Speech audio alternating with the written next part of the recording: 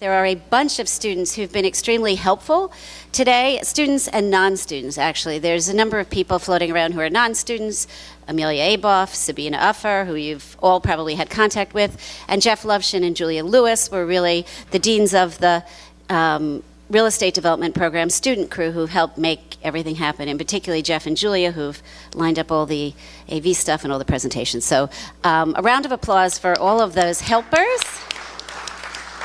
Who did I forget? Oh, well, the people who work here, Gavin and Leah, well, they are the ones who actually made the event happen. And you'll see the very tall guy with the mustache walking around and the lovely woman with the long blonde hair. They are the one who actually organized everything here, did all the catering, did all the space planning, and liaised with the Casa Italiana folks. So it goes without saying that they were the power behind the smoothness of this conference, which I think both Gavin and I are very pleased at, because it was a bit of a trial balloon. So now the fun begins. I'm going to take license to sit down and be the facilitator of this last panel with our moderators or our facilitators early, and make a couple of points sitting down perhaps, and then start asking some questions, and hopefully everybody will jump in. Forget my questions. Okay, so the first comment I want to make is just that I love how the deep cultural differences between Americans and Brits came out. The Brits, and this is from having lived in Britain 3 times and married a Brit, they're so down on themselves. And here we are telling them that they've done a wonderful job with something, and they just can't accept it, which I find incredible. They really have done an amazing job, but I guess the grass is always greener, or maybe understated, or I don't know, maybe genuine negative, misery. Whatever it is, genuine misery, whatever it is. So I'm really glad that came out, because that is one of those abiding characteristics that is what represents 2 countries divided by a common language, or whatever that expression is. The thing that did come out nicely, which really serves as the background to, okay, what are we going to do about it, or where can we go from here, is really the disconnect here between economic development and transport investment, particularly transit. Clearly, it was not always the case in the UK that this focus on economic development as a driving force in transit investment was there, but certainly for the last 10, 20, 30 years, for a variety of reasons, some of which you've heard about, it has been. I noticed it really, probably most acutely, in Michael's keynote when he talked about maintaining capacity, but then he couldn't quite bring himself to say economic development, so he talked about it as mobility expansion, which it is, but I guess those of us schooled in economic development think there's nothing wrong with saying economic development. So that to me was sort of very telling. The other thing that was very telling in his presentation was that of the 4 projects that he highlighted, 2 of them are not being paid for by the MTA at all, or in any large measure. One is being underwritten by the city, which you've heard about, the Hudson Yards project, and the Fulton Street project, as you saw, was being paid for largely by the federal government because we had a big terrorist attack here. And so we had a lot of money after 9/11, and it went to pay for a number of things. And we can talk about how things get decided with funny money at another conference. But that Fulton Street transit hub, which I don't think anybody would suggest it wasn't needed, but was paid for by federal money, and I would argue is probably not the project it should have been. If you think about it, it's a nice structure, and Grimshaw did a nice idea with what I guess is colloquially referred to as the Fez on top of it. But actually, it's in an incredibly dense area of the city, and really, in my view, should have had a lot more floor area on top of it. And that value that could have been attached to that skyscraper above that transit center really wouldn't have stopped the 10 subway lines from integrating with one another. It just would have brought more economic development, certainly more money, to an area that actually could handle that number of people because of the transit improvements. So, it's just the type of thinking that isn't getting done, and it's not about any specific person at the MTA. Most of the decisions made on behalf of the MTA are made at very high levels in the state.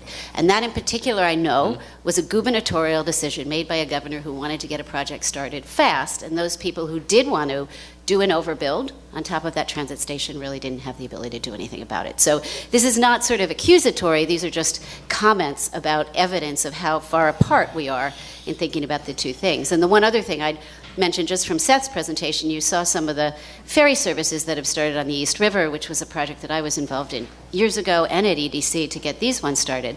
But over the years, I know that the MTA has been asked on a number of occasions to provide supplementary ferry services, and they have steadfastly stayed away from it because it is just another loss-making business. And the last thing an entity that can barely pay for its state of good repair needs is another loss-making entity to attach to it. So there's lots of things that sort of suggest that there's a great divide that needs to be breached. Anyway, I want to turn to the panel with some questions.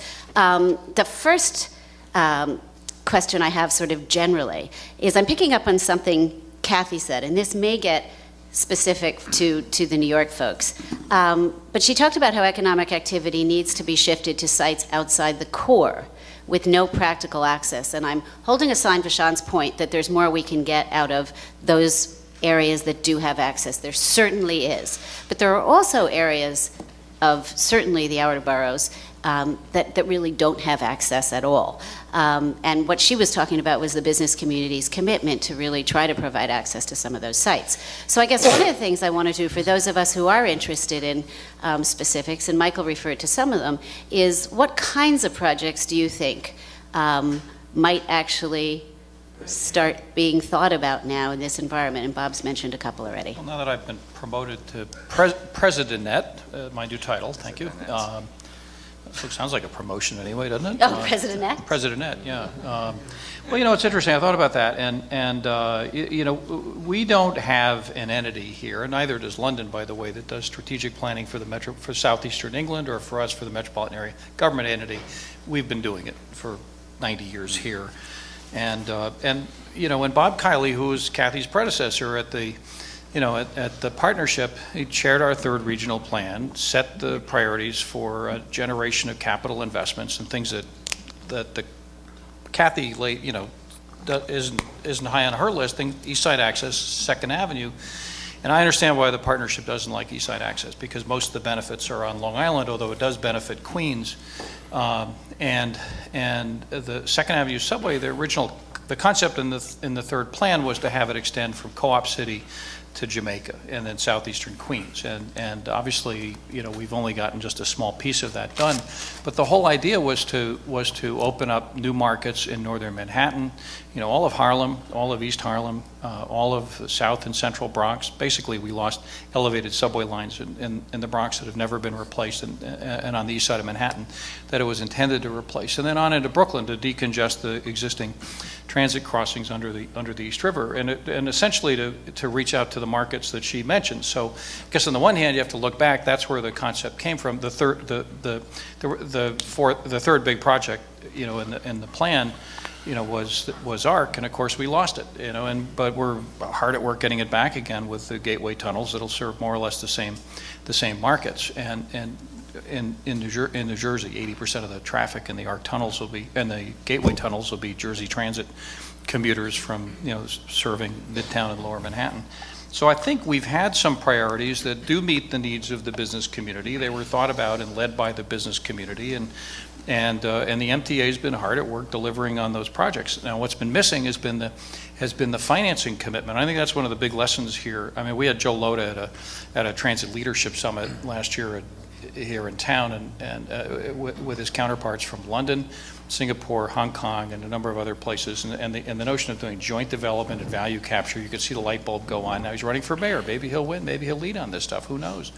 You know, but that's what we need to do. And then business community is going to have to belly up for some of these things. And that's how Crossrail is happening. That's probably how we need to be thinking about financing the next generation of transit investments in this region. So anyway, I don't think we're really going in a bad direction. I just think that we need to go to this next level. I do think that one of the ideas that came up today, the notion that the mayor of the city of New York perhaps ought to be running at least the subways and maybe the bridges and and certainly the buses and so forth, that's something that we ought to be looking at. Sounds like Chris Quinn's interested in the concept, has filed legislation to do that, so maybe that's one that ought to be pursued. What do you think, Mitchell? Well, I think that the MTA, we have to appreciate, was a creation to get the benefits of automobile traffic that was paying a toll to be tied to mass transit. Chris Quinn would take us back 50 years. When the city of New York did have jurisdiction, it was incompetent. It refused to allow the 5-cent fare to be raised. A mayor who mayors can't possibly deal with the school system with 1 million kids. I wouldn't have confidence they can handle the Transport Workers Union or the 8.5 million people. So I think we should let the mayor do what they can with safety in schools. And I think the MTA actually does a great job. I think it's more reliable.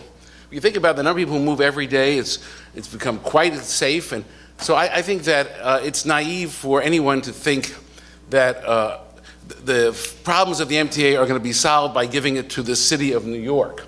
That would be taking it down, not up. You want to have the city have more involvement? Yes. The second part is we don't understand that the financing of the subway system is benefiting from the $1 billion contributed by all the drivers. So she's going to be taking money out of the system probably, but in any event, it's totally illegal because it would require bond covenants to be redone. It would require the state to change the nature of the public authority law, and she doesn't understand that she's dealing with the ghost of Robert Moses. Robert Moses used the Triborough Bridge and Tunnel Authority, and let me say a good word for the guy, no one else will. By building the bridges, he provided a funding stream which is now helping the subways, and unfortunately, this is what happens when people are speaking on an area they don't know about. So I think she should really get a lesson. Columbia professors could do it, or NYU, but that's a no-brainer, a bad idea. I think the question is, how do we fund mass transit? That's a serious one. And I think that we have learned that Carl and other people have the beneficiaries of having hundreds of thousands, more than millions become into Manhattan and go elsewhere, is that real estate values are increased. And so somehow it's got to be tied to this. Hudson Yards does it. We probably should think about it more creatively with other areas. And the final part is we don't appreciate how good, and Vishaan said this, flexible transportation like ferries, making the L train work. We took underused parts of the infrastructure, as Michael Rodnico said, made it better. We've taken underused parts of the land. I'm not sure that people really, we should now, I think about how do we make the movement, we should extend the number 7, in my view, south. There are a lot of little ways we can improve our infrastructure. I had not heard before about the secondary subway going across in Harlem, but I think the more important thing is taking the infrastructure we have and kind of extending it. I do believe the first speaker about Britain said how the London docks was a small road, it got better and got bigger. Well, we should take some of the improvements we have now and kind of extend them, and that'll be a big difference. What do you think, Carl? Well, you won't be surprised to hear that I agree in part with Bob and Mitchell and disagree in part with Bob and Mitchell, and mostly agree with Kathy. I would say that first, the real innovation of Hudson Yards is not the funding for Hudson Yards, but the fact that it is the first time in my memory that the MTA, mainly because the city is paying for it, is using transportation to catalyze economic development, to be a catalyst for economic development, as opposed to merely responding to the demands and pressures of overcrowding or greater efficiency that the Second Avenue subway extension, the Second Avenue subway does, and even East Side Access doesn't do much for economic development. It does deal a lot with making riders more comfortable, and that's okay. But basically, the real innovation of Hudson Yards is this is the first time in my memory that this is. Can I ask you a question about that? Yeah. I mean, the MTA is clearly doing it, but it would not be doing it were it not for the city financing and the city push. And I guess the question I have is whether you think the MTA might be doing that sometime in the future with outside funding if it weren't necessarily their property that it was serving, if there wasn't that extra. Have you been to East Harlem? Have you looked at what's going on in East Harlem? It's being transformed by the prospect of the Second Avenue subway being extended there in the next phase. And I'm not sure that's exactly because of the Second Avenue subway. Well, I think what's happening the rezoning of East Harlem was organized around the stations of the Second Avenue subway. The rezoning in East Harlem was basically a city initiative, and that, to me, is what is really the catalyst for what's happening in Harlem along 125th Street. But let me just go on. I think the two examples, or the example you cited, Kate, Fulton Street, it was essentially, again, yes, the federal government was paying for it, but again, does nothing much for expanding the system or doing much about economic development. Likewise with the South Ferry investment in the South Ferry project, a very sad adventure for all concerned. I do think that one way that we should be able to really help economic development outside the core is by expanded ferry service. And if we had a real Metropolitan Transportation Authority that was responsible for all of regional transportation as it should be, it would have a ferry division that would be much more connective. And part of the reason I think that hasn't happened is because, on the one hand, as you say, it's as all mass transit is, it's a subsidized service, and partly it's because I do think that there's a view at the MTA that it cannibalizes other forms of transportation. I think that's unfortunate. I do think, and I disagree with Mitchell on this, that I do think that I'm basically a city person, and I think the more that is brought down to the local level, the more that can be done by a mayor, the better off the city is, and I think that has been evidenced in London with respect to mass transit. And I do think that if the mayor was responsible for transportation, I think it would be a worthy thing. I'm a little surprised to hear Mitchell talk about Robert Moses, because as you will recall, Robert Moses resisted so much of mass transit by claiming that it would upset the covenants on all his bonds. And so the world went on, right? And the world went on, yeah. And it well, we should be happy he didn't build the subways. It didn't do it, and I would just say also in conclusion that the Metropolitan Transportation Authority, this goes into one of the issues that Bob talked about in his panel, was created in part at a time to diffuse responsibility for mass transit, not to assume responsibility. And the governance structure of the MTA, which is sort of screwy when you think about it, yes, it's controlled by the governor ultimately, but it's shielded from the governor to some extent. And there is a big advantage, whether it's the governor or the mayor, to have, as we see in the transformation of the school system to some extent, to have one elected official who is responsible for it, as opposed to we're all responsible and nobody's responsible. I'll let you follow up in a second. I want to think, one of the things that we haven't really talked about today, and we can't get it all in one day, is when we talk about the MTA as a shielded place. It is. It's a quasi-public authority, and so it can do things that are unpopular. It's not quasi-public. It's a public authority. A public authority, sorry. A quasi-governmental authority. It's not quasi-governmental. It's governmental.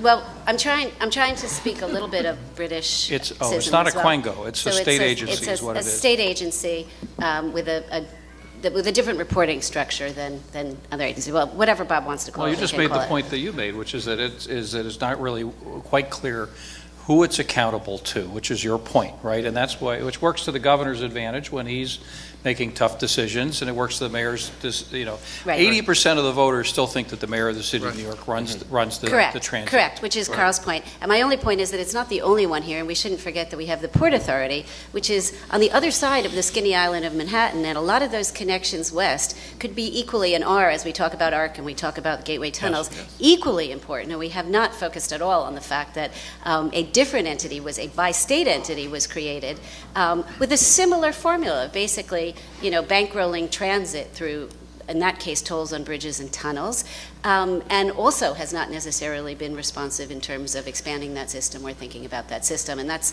a whole nother kettle of fish. But we are rich in authorities and rich in ways of obscuring responsibility, but And let me just add, and I think Bob and RPA has made this point many, many times, the lack of connectivity and integration between what the Port Authority does and what the MTA does. Right. It's been a big problem. It's an enormous right. problem. Yes, I was going to ask you a separate question, Okay. Tony, but if Well, you let want... me know. I feel it's too good to miss. No. I mean, just listening to the internal manoeuvres within the state and city and state agencies. I mean, it seems to me that, inevitably, the MTA as it's both. I mean, it's a state agency, and therefore, inevitably, has to square off interests of city and the region outside the city, which in all major cities are to some extent oppositional. People who don't live in the city, even if they commute in, end up feeling and thinking slightly differently, and straddling that boundary is always going to be a problem, it seems to me, because the people inside the city kind of get what the city's all about. And I think that was sort of Carl's remark about being a city boy at the beginning.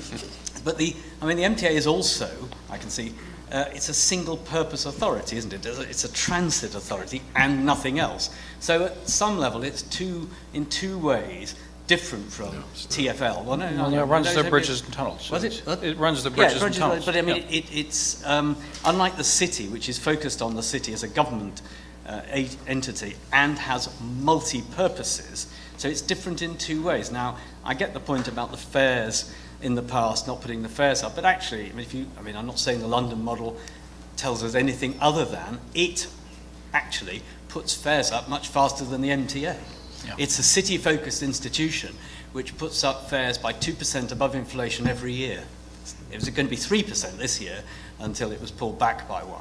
And that happens year in, year out. And that gives a very large growing revenue stream, which has been, in its way, useful in securing central government funding, because the government finds it hard to resist if we're putting more money in, you should fund it too. We're not just leaving it to you. And that does work within the UK central government system. I'm not saying it would work here with the state, but I can see how the city versus state argument is a very important one in terms of focus and also in terms of how the city's own government and government institutions will inevitably direct their resources. It is the difference between long-distance commuting and concentrating on the centre.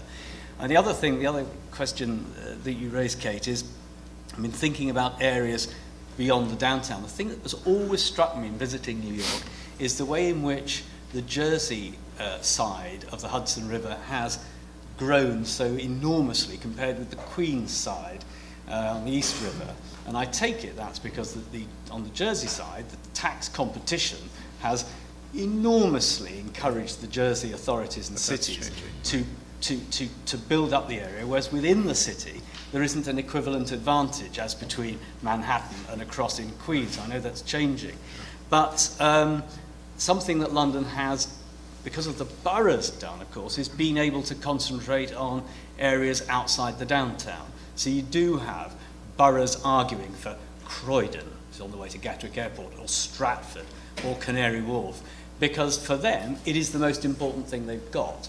Now, again, you can't change a city's government in order to do that, but it does explain why you get more thought, I think, in London, in the outer areas, than I think happens here. Certainly, I come through Jamaica on the way in from the airport. Jamaica looks like an area you could massively develop, and yet it just stays the same. I know there have been efforts, but that's the kind of area, it seems to me, where transit is present and development isn't. Right, that's a great example. I wanted to just ask a question of you two. I don't know really how to get at this, other than to say that one of the things that came out of really Nicky's talk and comments you've made to me before, and I may have made again today, is that a lot of this ferment of new ideas that we've sort of been listening to the fruits of those planning discussions, because they're now bearing fruit, came out of a period when there was no London government. I'm completely struck by the fact between 1986 and 2000, there was no London government. And yet somehow, that's when a lot of these ideas really hit the ground running. And, I think Nicky referred to the various sort of congenial planning efforts that went on. And so I don't really know where I'm going with this, but I am thinking that if we all agree that the MTA is really about transit and they're not supposed to be thinking about economic development, they're not chartered necessarily to think about economic development, but we do want to bring that thinking together somehow. What are the implications of the fact that when people realized they really had to think about it or nothing was going to happen, they somehow managed to do it? So I'm looking at you first, but I'm curious how these guys might interpret it. I mean, it is true that the vacuum, and this is extraordinary for a country with a written constitution, like constitutional importance of this one, compared with Britain where we don't have a written constitution, the idea that a government can, by an act of parliament, remove a level of government must seem, and certainly did seem at the time, very, very odd. However, all the unintended consequences that you wouldn't have predicted when the Greater London Council was abolished, two things happened. One is there was this ferment, this debate about what should happen next, which created, as Nicky said, this rather weak borough-based or multi-borough-based planning authority, or there wasn't an authority, but planning committee. And then London First, as she said, a business organisation also coming into this vacuum. And that tied together the boroughs, made them think about citywide planning, got business alongside, and eventually a whole range of interests into a grand civic coalition, which oddly enough was able to work together easily because it didn't have any executive power. And Isn't that extraordinary? That's what did it. And Bodes of course, well for us, doesn't it? The second paradox, of course, of the abolition is that it led to the creation of a more powerful citywide government in the space left by the previous one, but that's not for today. Not as powerful as the one here, but more powerful than the previous one in London. And there's no question that if you look at a big project, some of the big projects we've discussed in London today, such as the Jubilee Line extension and Crossrail, what they had behind them is politicians of all parties and the London boroughs, all of them, and the business lobbies, and everybody in a line. And none of the kind of thing, the debate we've heard today about the MTA and the city fighting each other, definitely none of that. I mean, it's true, of course, TfL, Transport for London, and the Mayor will have disagreements with other parts of the lobby from time to time. But when it comes to a common enemy, i.e. the UK Treasury, and you're trying to get money out of them, everybody will line up behind them, and eventually they'll batter their way through till they get the money. Well, isn't that one of the big stories here? Is that this business of cross-party alignments and agreements and so forth, and being able to apparently rise above the usual parochial interests of the boroughs versus the city versus the region versus the country, that in fact you were able to create this alignment. I had a wonderful meeting last year with Michael Hazeltine. Nicky, you would enjoy this story, and I don't know if it's true or not, but he'd had, I think, his first drink of the afternoon, and I had a couple of students with him at the House of Lords, and this is the guy who deposed Mrs. Thatcher, but interesting guy. He's the one who kind of did the deed of blowing up the greater London Council and all of its counterparts across the United Kingdom in an afternoon.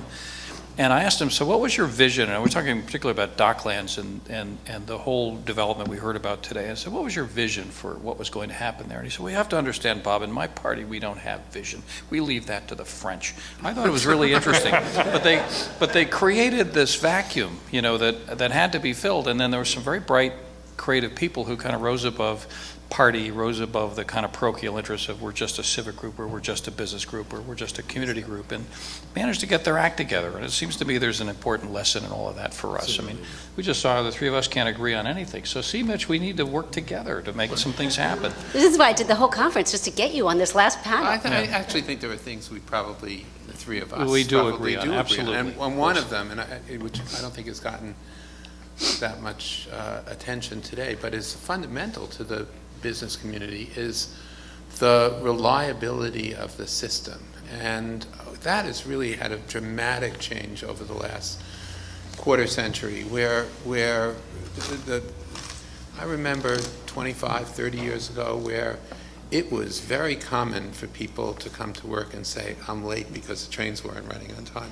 It doesn't happen anymore. And for all that the business community wants to see business expansion, as much as we want to see more jobs, as much as we want to see growth in the city, all of which is very important. The most important thing for the business community, not just in transit, but in other utilities and electrical service and the like, is reliability and continuity. And that really, the MTA, to its credit, has truly delivered on and continues to deliver on. That's point one. And I think the second thing we would probably agree on is that that given the value to real estate, particularly of transit investments, the real estate community could do more here and should do more. And that it's not a silver bullet, it's not going to solve all the problems of the system, but by not only being at the table, but putting money into the pot, it will have a much greater influence on how transit policy is developed. But it has to step up, and it has to step up in a bigger way than it has. And, you know, to all the success of Canary Wharf, and I'd be interested to hear what you would say about this, Tony. You know, in truth, Canary Wharf really got a pretty good deal, and it didn't really have to pay that much for infrastructure, it seems to me. It got free land, it got great tax deal, the Docklands line was there already, its contribution to the Jubilee line was not really all that great, and basically it got Crossrail for free, so with some contribution to the station. So, you know, I think there's a lot that can be done by the private sector on both sides. There is no doubt that Canary Wharf is a fascinating model because it is halfway between a kind of, let's invent an urban development corporation and some tax breaks and then see what happens, which is how it started, but followed by intense investment in infrastructure, including a road as well. We haven't talked about it, so the Limehouse Link, an incredibly expensive new road on top of all the other things that were done. And, you know, infrastructure there did work, but with a lot of ingenuity from the business, the developers. I mean, you can never get away. The developers have always been extremely good at turning, you know, it's got a planned skyline. There aren't many bits of London that have that. I mean, other than the bits that are never developed again. So it kind of, it sort of shows us all sorts of inconsistent things, but it did require, you're right, an enormous amount of government money, one way or another. It did. And if the government and if the private developers do step up and have not only a stake in the outcome in terms of general policy, but as you're saying, there's a lot of great private sector ingenuity, and that to apply that to a project like, I mean, one of the great things about Canary Wharf is in fact Canary Wharf doing the station for Crossrail, but we are seeing that a little bit here, not as much as we should, but they're improving that relationship between public transit and private real estate, I think, is really important. Kate, I want to go back to what you said at the outset, and that is, you know, you're talking about the Londoners talking down London, right? And then I've been hearing for a lot of the day, New Yorkers talking down New York. Well, it turns out these are the two of the most successful places on earth. They've both invested heavily in all of these systems. They've both been able, despite, you know, all the other political obstacles and so forth of cities not liking states and so forth, you know, we've gotten most things right, and we're both in a position of, you know, they're two most, probably arguably the most successful metropolitan areas in the world, biggest metropolitan economies and so forth. And so we're starting with a position of enormous strength, and I think what we're really talking about is how do we get to the next level? How do we make sure that the competition that's nipping at our heels doesn't pass us in some ways? And they're all investing like crazy and organizing like crazy to do that. And so I think what we're talking about here is about finding, you know, ways to both sustain these systems. I think we had some conversations today about something we've been focusing on at RPA and working with Tom Prendergast and others of the MTA, looking at how we can really accelerate the introduction of technology, the new control systems and communication systems, so that we improve the efficiency of the existing system, which I think is a big part of what we need to do here. You know, every time I go to London, I think, well, you got to do more of that over there too. You've got an even more antique system than we do. improving the amenity and the quality of life, something that we've heard from in our transit leadership summits, from the CEOs of the other major transit systems in the world, is that they're now designing these systems and managing these systems for middle and upper middle class clienteles. We're not managing them for the lowest common denominator anymore. They expect a level of service and a level of amenity that they expect it, and they will vote for the people who will deliver it, and so forth. And I think we need to look at it. I mean, the decision to take the platform doors out of the Second Avenue subway, it was supposed to be the prototype for safety, for air conditioning, for a lot of reasons, quiet and so forth. We need to get back to those kinds of things. So it's improving the existing system in both cities. And then I think it's the judicious expansions, because we are planning on another 3+ million people in this region, about a third of them in the city, 2/3 in the suburbs.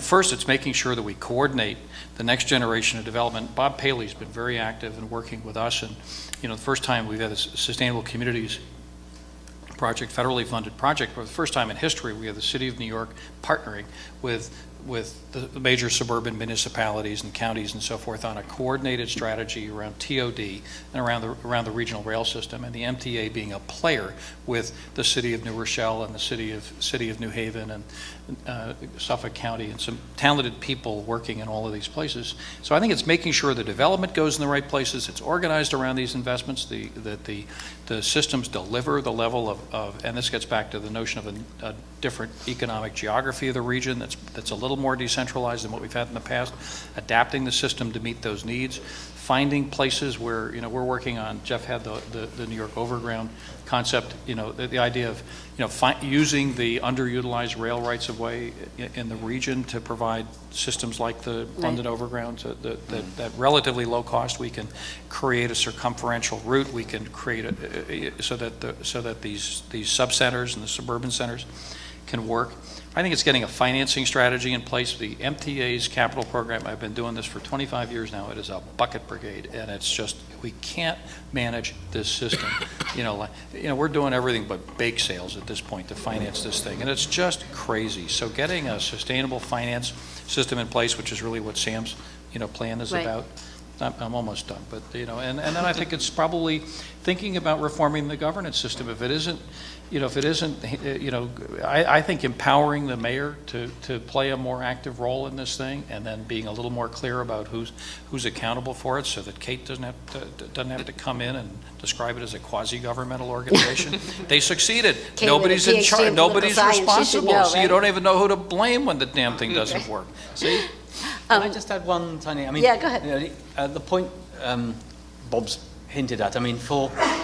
We've been standing here and there in little groups today, the Londoners, sort of saying, "Oh my God, this is very, very painful." We've never been anywhere before where everybody says something in Britain's good. We're used to thinking how dreadful. And I certainly spend, large amounts of my life criticising transport for London and the breakdowns and everything.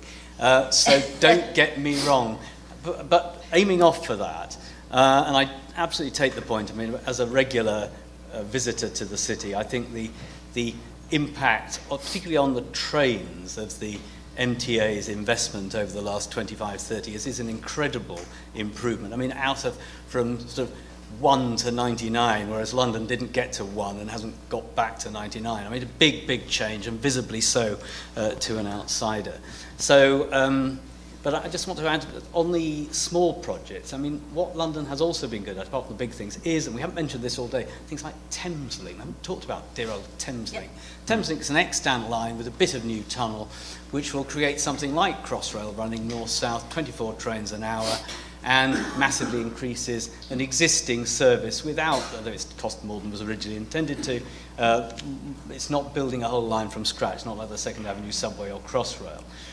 The overground's been mentioned again and again, and a lot of improvements to the commuter rail system that isn't in the underground, where it was touched on extending the trains, lifting tunnels and bridges a bit, smaller changes to produce huge increases in the commuter rail system as well. And these, I think, like the Docklands Light Railway, fall in the modest but very large benefit to cost ratio type projects. that Right. Bob's You know, it's talking funny that you say that, because my next question was really picking up on something John Dickie had said, which with his, 3 or 4 lessons, which I thought was very, very thoughtful. And I am going to carry around a little card with those lessons and proselytize when we follow up on this and all disagree on what should we do as a follow-up. The idea of, starting small, and growing from there in my life, in however many years I've been in around government, has always worked better than starting with a big thing like the ARC project and watching it implode. And so what I wanted to ask the panel is, I've heard some thoughts now. We've talked Well, about... if you want to get across the Hudson River, you actually have to think about something as big as the Hudson River. That's the minimum requirement. Right. So- Well, you do, and then there's existing facilities, and people have talked about, what do you do with bridges, and could you add capacity, and what kind of capacity is it? We're talking about the Tappans, those sorts of things. What might be, our equivalent of a Docklands light railway? Now, New Jersey put a light rail up and down its coast, which was done, and which I think has been fairly successful. Carl's mentioned ferries, which is again a light touch way to start linking up places. But I actually, when I think about how that Docklands Light Railway started as really it was a toy train. People talked about it as a toy train, and you look at it now, and it's really begot much more of a substantial system and much bigger links. And so I'm sort of where you are, which is maybe some of these things that don't require the same amount of investment are where you start, because the London Overground, to me, is a great example of how you can have a huge impact on economic development. Well, that's what, our version of it, this 3-borough connection from Bay Ridge up to Hunts Point would do for us. It's existing right away. It's all grade separated. The tracks are in place. All we need to do is build platforms. And, the idea is to start like London Overground with a diesel propelled, deal, so we're not even electrifying the line, so relatively low operating costs, very low capital costs, and the potential to create a connection with every subway line in the city except for the one in the shuttle, and enormous new mobility benefits for the boroughs, and that's, as Kathy said today, that's where a lot of the growth is occurring. We're looking at possible extensions of that. There's this debate beginning about the Rockaway Beach branch. I mean, we do have unused rail rights of way that are grade separated, that publicly owned, and if we don't get creative around using them for transit purposes, we got Adrian Benepe and others proposing to reuse a number of them as rail to trail projects. They would never again be returned to transit uses. But we've got these things in a number of places around the city, and again, they're relatively low cost. They're relatively inexpensive to manage, and they have enormous economic development potential in the boroughs. Okay. I have a couple of big ones. How about put Penn Station on the list? We need a new Penn Station. Another big one, we do need Gateway, which is the replacement for ARC. We do need Northeast Corridor high-speed rail, which is a big ticket item, but we need it. It's a big part of what's working in London right now. Is that despite your best efforts, the continent is no longer isolated. It's permanently attached to the United Kingdom and so forth. Thank you, Mrs. Thatcher. Right. And what I'd like to open it up to a couple questions from the audience, and I have one last thing. I really just want to come back to where we start here, which is about development. And I think we talked about a number of things here, but one of the things that strikes me is I think there is some general agreement that not only, I'm following up from Kathy's and Carl's point about property owners being willing to invest in transit in their areas and how that value gets captured, whether it's through a Canary Wharf type structure or something else. And to me, holding aside the fact that governance might be not quite right, and we don't know if we should have mayoral control or not have mayoral control, and we can spend some time talking about that. Then when we figure out what the answer is, we have to figure out how to implement that change. There are things I think we can do, and number 7 is a great example of how you can move outside the box without necessarily changing the world. And so thinking about ways to do that, and thinking about London's example of starting small with trying to get some private participation in the Docklands Light Railway, trying to get more in the Jubilee line, succeeding even to get, I don't know know what it is, Ian, maybe it's 3 or 4% of the, I don't know what, the 500 million of the 14 billion, I can't do the math, it's not a huge amount, but it's a start, more on the Northern Line extension at Battersea, and there's clearly a direction there.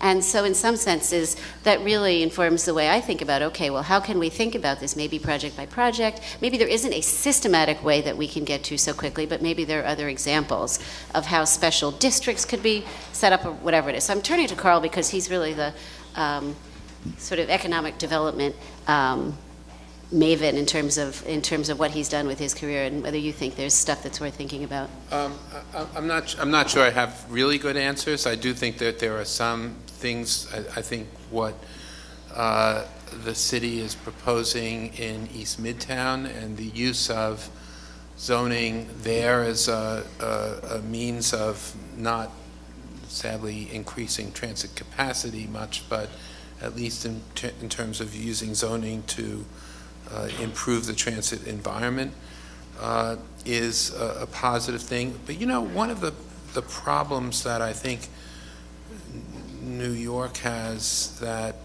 is less of a issue in London, and I think someone earlier mentioned Hong Kong and the MTR, is the degree to which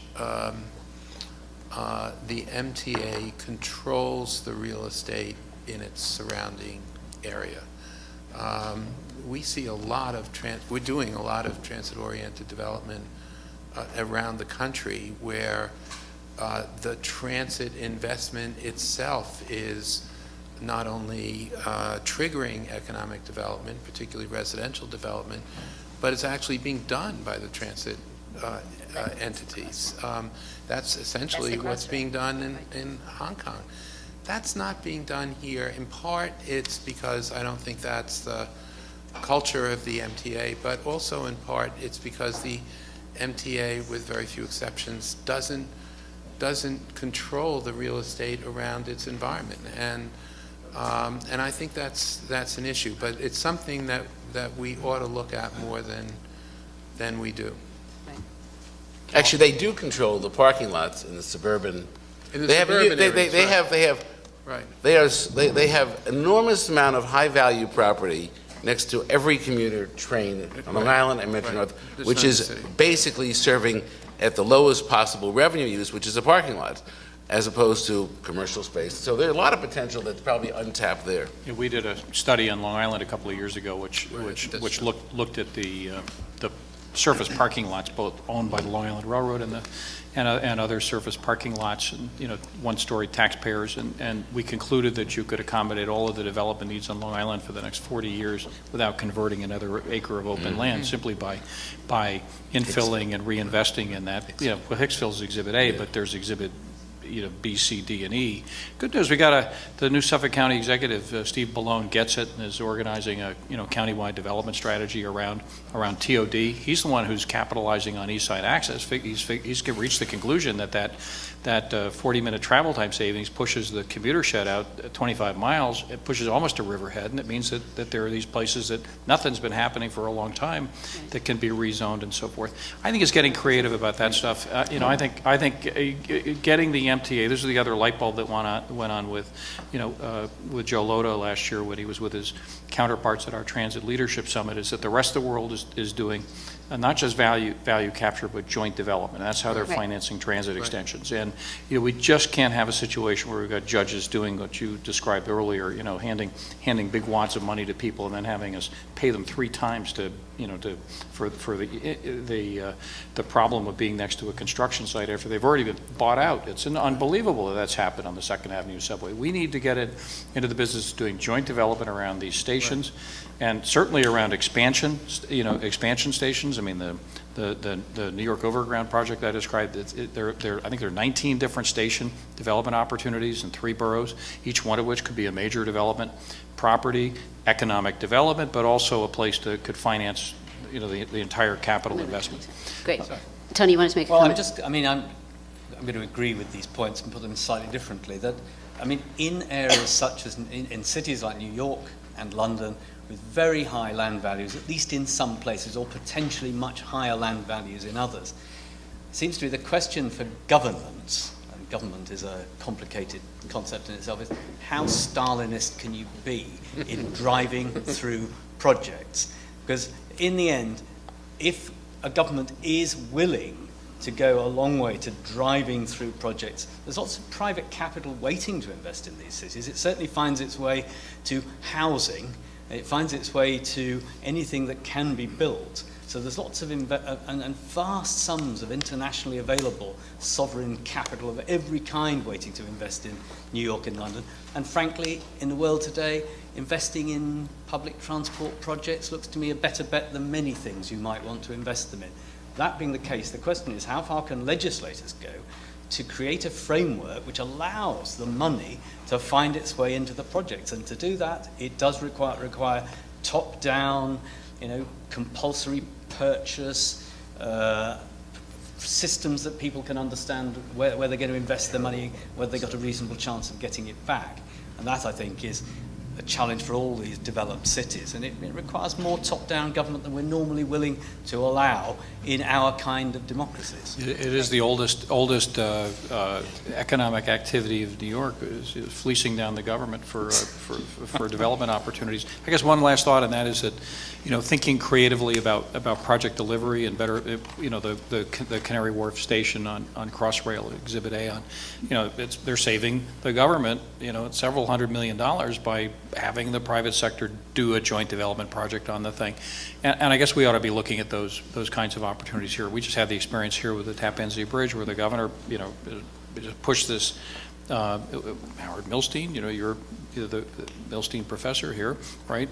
And others, pushed the project through in 9 months that used to take nine years. And they did it through a design build process and an accelerated EIS process and so forth. We got to do that on all of these projects. Right. Mrs. Thatcher suspended local government in Canary Wharf, in effect, in order to drive through the changes there. At the time, it was bitterly opposed. Look back on it today, most people think it was the right thing to have done. I opposed it at the time. Actually, looking back, it looks like the right thing to have done. Okay. I'm just going to, aware that we have to close. Is there anybody who wants to say anything? I know it's hard to follow up on the concluding comments of this illustrious panel. Please no. Sure. No. But very short. Yeah, I just want to say I think it's important. I think it's great that we're having this dialogue, but I think that it's really important that we consider potential collaborators, and so that we look at up-and-coming cities in BRIC countries, and not necessarily look at economic development as just a global competition, but look at it as something in which everybody can gain, and look at best practices from those up-and-coming cities and collaborate with them in the future. Great. Okay, well, I don't see any other hands up. I'm sure everybody wants to get out of this room after being here all day. So I will ask you to give a nice round of applause to our facilitators for not only being on this panel, but doing their other panels.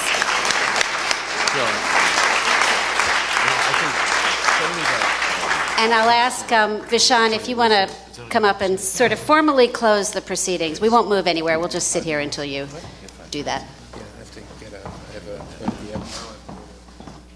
Okay.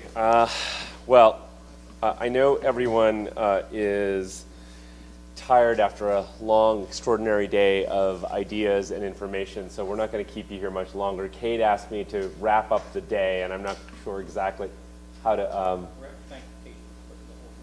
It's in my notes. Don't worry. Thank you. Thank you, Bob. I just wanted to note how struck I was by the similarities in intentions and philosophies across the pond here. And, it's interesting, we saw debates throughout the day, when there was this whole joust between Nicky and Stephen about the elimination of the GLC. I thought that was really fascinating. I'm sure President Obama would love to say get rid of the New Jersey governor, but so there are things we can probably learn. Actually, maybe not during the storm, right? And, we saw a number of these folks debate, and one of the things, I was just struck by how much people were bound by an intense sense of passion and kind of care about their cities and their countries. And I think we're very lucky to have professional watchdogs like Tony and Bob who look after everything. And what it seems to me that we're all intensely kind of focused on is this notion of a gap. And the conference is cleverly called Mind the Gap, and I think we all understand what those gaps are: gaps in finance, gaps in governance.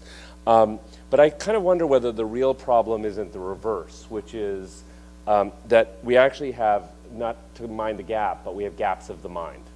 And by that, I mean, so if you think about where Isabel brought us in the morning, and one of the first slides she showed, which really struck me, was that the population growth in London's happening at a faster clip than they expect. I actually believe that the population growth in New York is happening at a slower rate than the current kind of plans call for. That to me is an enormous, enormous challenge for a city like New York, because Dan Doctoroff, if you were here, would point out that the marginal revenue of an additional person is higher than the marginal cost. I'm sure that's true in a city like London as well, because we're dynamic cities. And so, we have this situation where we talk amongst ourselves, but I think the issues that we have in terms of financing gaps and governmental gaps are actually the fact that there's a mental gap that's out there, at least I'll speak for our country, in terms of what it means to properly finance urbanity, and what urbanity therefore means in terms of economic productivity, environmental sustainability, and social equity, which we actually didn't touch on very much today. And I will be very interested. Some of the questions I have is, will the Olympic Park really change the situation in Stratford? How much can we affect some of the inequity problems that both cities have in a rather intense way by solving some of these gaps in terms of transportation and land use? And so I think I just want to close by saying I actually believe that the reason this is a mental gap and not a financial gap or a governmental gap is because if you look around, we clearly have the money to do these things. Take the mortgage interest deduction, my favorite topic, which the UK does not have, and we have, and we spend $100 billion a year making sure people in Westchester can buy an even larger home than they need. And that's where a lot of our federal money goes, when it could go to many of the kinds of projects that we're talking about here. So I'm going to just close by echoing Bob's comment about the fact that these are two extraordinary, great world cities. It's interesting, the commenter about the BRIC countries, because Colombia in many ways is more involved in the transformative economies of the world than they are the other developed nations in the world. But I think it's good to remind ourselves every once in a while that, and it's going to sound politically incorrect, but we do actually kind of seem to know what we're doing despite all of our bumps. And so thank you all for being here. Thank you to all of the participants, both local and especially those who came from so far away. We really very much appreciate your passion. And I want to thank the students who stuck it out today. I want to especially thank the Durst organization for supporting all of this. And finally, to my wonderful colleague, the Milstein Professor of Urban Development, Kate Ascher, who worked tirelessly, and the poor thing had to live in London this entire academic year in order to bring this conference together, but them as the tough breaks of academia. And so on that note, thank you very much, and we'll see you again next year.